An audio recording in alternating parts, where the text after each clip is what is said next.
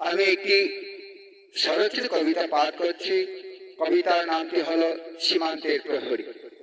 আমি যে ভারত মাতার সীমান্তের প্রহরী, হব আমি বৈশত্রু দমনকারী। সংকল্পে আবদ্ধ আমি ভারত সীমা রক্ষাকারী, হব আমি অফুরন্ত শক্তিধারী, হব আমি দেশের কান্ডারী। শত্রুকে পরাস্ত করেই হব আমি বাহুধারী। শপথে অবতীর্ণ রক্ষায় ভারত মাতার সীমায়, শত্রুকে পরাস্ত করার সামর্থ্য থাকতে হবে যে আমায়। আমি যে ভারত রক্ষার শপথ গ্রহণ করে হয়েছি দেশের প্রহরী, শত্রুর হাত থেকে দেশের রক্ষাকারী।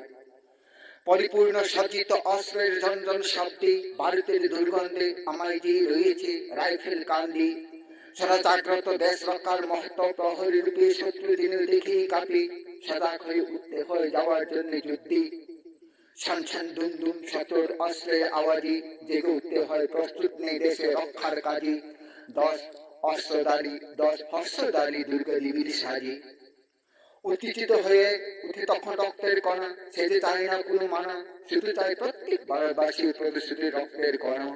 আছে যে প্রশিক্ষণ শত্রু পরাস্ত করার নানা কৌশল জানা। শরীর থর থর করে উঠে প্রলয়ী, তাদের পাঠিয়ে দিতে হবে যে জমালে।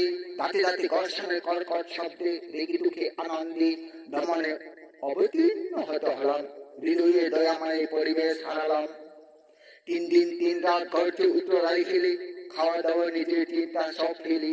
শত্রু পক্ষে সর্বদখল করে নিবি, তা না হলে গুলির আওয়াজে কালদুয়ার পরিবেশে আত্মরাত্রির শব্দে দেখা যেত না কোনো কিছু অবশেষে।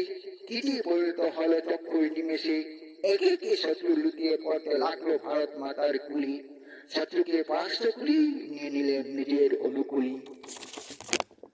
শত্রুর ফেরার পথ হারিয়ে কাটাতে কাটাতে সব ভুলে, পালাতে লাগলো শত্রু হাতিয়ার সব ফেলি।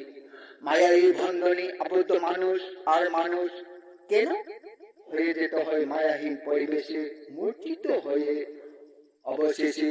অসহায়ের মৃত্যুর জ্বালা, শেষ নিঃশ্বাস ত্যাগের বেলা, ক্রন্দনে ভেঙে পড়তে হয় ঘড়ি ফিরে বেলা।